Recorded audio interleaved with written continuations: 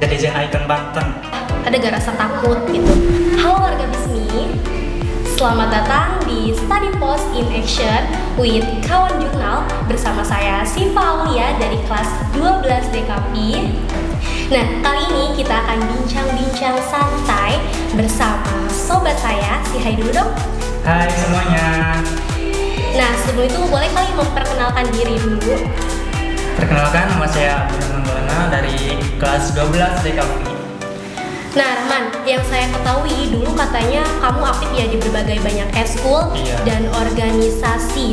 Nah, eskul dan organisasi apa saja sih yang kamu ikutin sehingga kamu bisa terpilih jadi ketua OSIS? Nah, dulu tuh waktu lulus SMP aku nggak langsung ke SMK Bismillah ya. Awalnya aku masuk dulu ke daftar ke MA. Nah, waktu itu aku keterima di MA dengan beasiswa dikasih uang 350.000 sama seragam sekolah gratis, itu full semuanya. Nah, waktu awal masuk itu aku ngerasa kayak lagi semangatnya ya, kayak pengen banget aktif di semua eskul di sekolah itu. Terus aku juga kan ikut berbagai organisasi atau kedutaan di luar ya. Nah, kalau misalkan eskul tuh aku di sekolah waktu kelas 10 aku ikut 5 eskul sekaligus, itu dari hari Senin, Selasa, Rabu, Kamis, dan Sabtu ya, kecuali Jumat doang karena Jumat cuman ada eskul tari doang. Nah, di sini aku pengen nyeritain ya sedikit tentang waktu aku ikut eskul Paskibra nih. Yang paling aku momen paling gak enak lah. Nah, di Paskibra ini kan aku jadi ketuanya. Nah, kalau di Paskibra itu ketua itu disebutnya Palu atau Bapak gitulah. Awalnya aku ikut Paskibra itu karena cuman pengen ikut pengibaran doang. Nah, setelah ikut pengibaran malahan kepilih disuruh. Akhirnya aku jadi ketua lah di situ. Nah, momen yang paling gak enak itu waktu makan. Nah, itu kan semuanya berbaris ya, hadap-hadapan. Terus dikasih waktu makan kira-kira cuman berapa menit doang tuh yang gak habis katanya. Semua makanannya dimakan sama ketuanya. Itu udah kayak apa aja ya, keenak pokoknya di situ, enak pengen muntah. Nah, selanjutnya selain eskul Paskibra juga aku ikut eskul drum band, di situ aku jadi ketua juga. Terus di eskul silat aku jadi pelatih.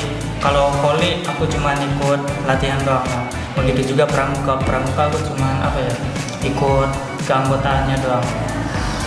Terusnya setelah eskul nih aku juga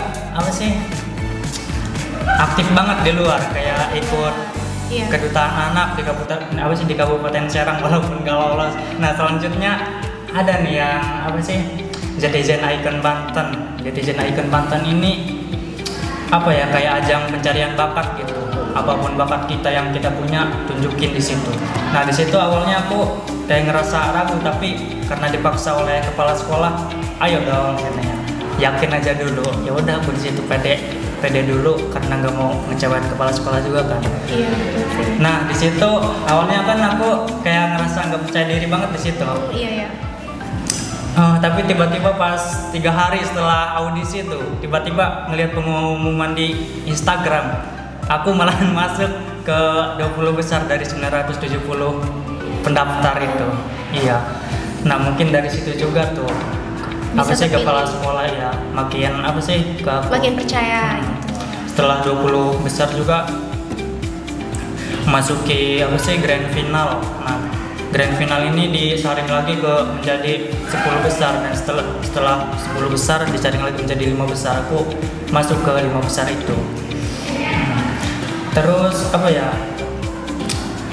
sebelum aku menjadi ketua OSIS itu kan aku jadi setelah mengikuti Netizen Icon ini jadi jarang sekolah waktu itu ya. Udah kan banyak kegiatan di luar kota ya. Terus kegiatannya juga bikin capek, terus kadang-kadang juga bikin program. Nah, itu mulai dari situ aku kayak ngerasa jenuh.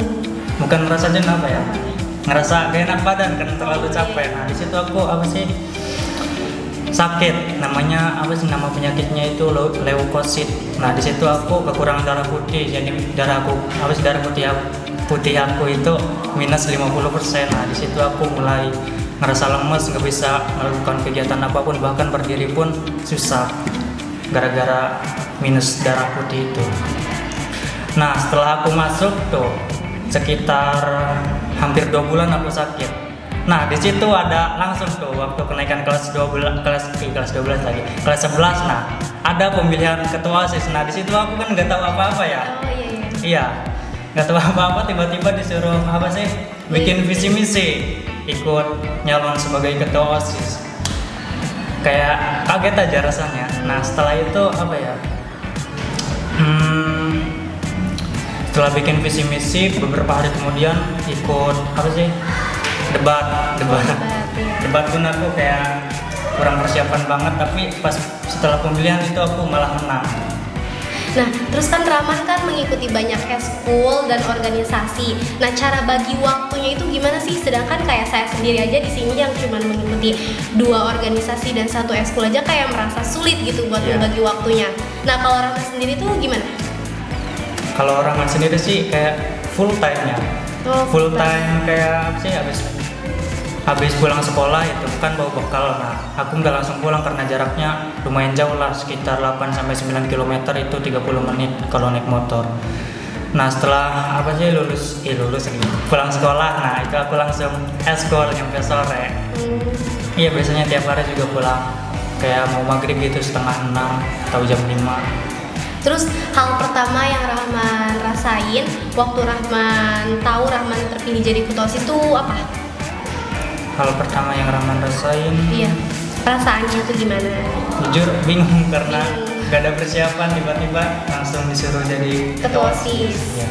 Rasanya punya jabatan di sekolah itu gimana sih? Rasanya jujur agak kurang apa ya? Kayak lebih banyak bangganya apa capeknya gitu? Bangga sih ada karena bisa apa sih jadi orang yang paling dipercaya di sekolah itu ya. Nah terus kedua itu yang paling banyak capeknya sih karena mengatur orang-orang yang susah gitu. Apalagi yang siapa susah buat lagi diajak. waktu jadi ketua OSIS itu aku ngerasa kayak kerja sendirian. Gimana sih rasanya kerja Iya sih, sendirian bener. gitu, kayak mikirin apapun sendirian itu. Makanya mungkin banyak tekanan di situ aku. Nah, ketakutan Rahman waktu itu ada gak sih? Waktu Rahman lagi punya jabatan, tapi Rahman memutuskan untuk pindah sekolah. Ada gak rasa takut gitu buat ninggalin jabatan Rahman?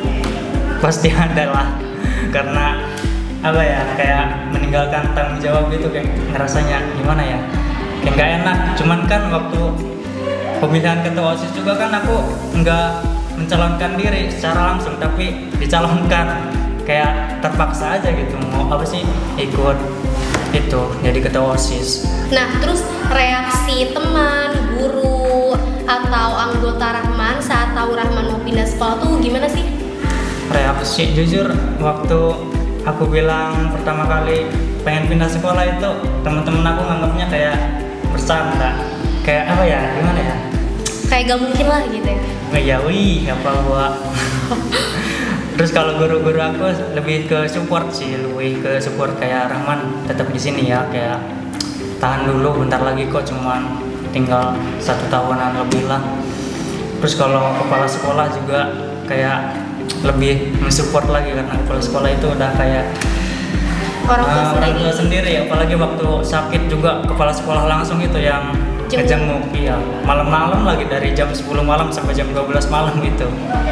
Udah gitu ngasih uang lagi kan supaya cepet sembuh dan juga semangat sekolah lagi. Setelah Rahman pindah sekolah, ada rasa menyesal gak sih Rahman meninggalkan sekolah lama serta jabatan Rahman? Menyesal pastinya ada ya. Terus menyesal sih pasti karena apa ya, kayak ngerasa nggak enak apa. Setelah Rahman memutuskan untuk pindah sekolah dan meninggalkan jabatan Rahman itu gimana? Rasanya lebih banyak penyesalan dan juga apa ya, ada juga ngerasa kayak lebih tenang gitu, lebih bisa fokus kepada diri sendiri, karena waktu aku masih jadi ketua OSIS itu kan kayak lebih banyak tekanan aja. Oke. Nah, Rahman ada gak sih sepatah dua patah gitu buat teman-teman yang ada di rumah yang lagi nonton podcast kita, yang mau Rahman sampaikan buat memotivasi teman-teman yang mungkin lagi ada di fase seperti Rahman dulu gitu. Iya. Kalau dari Rahman sih, kalau misalkan kalian punya seseorang yang selalu mensupport kalian dari awal sampai kalian benar-benar Mendukung. ya gitulah, pertahankan orang itu, jangan kalian kecewakan. Oke, itu aja. Ya mungkin itu aja. Nah teman-teman, itu tadi studi pause episode hari ini. Ditunggu episode selanjutnya. So, in action with journal. See you.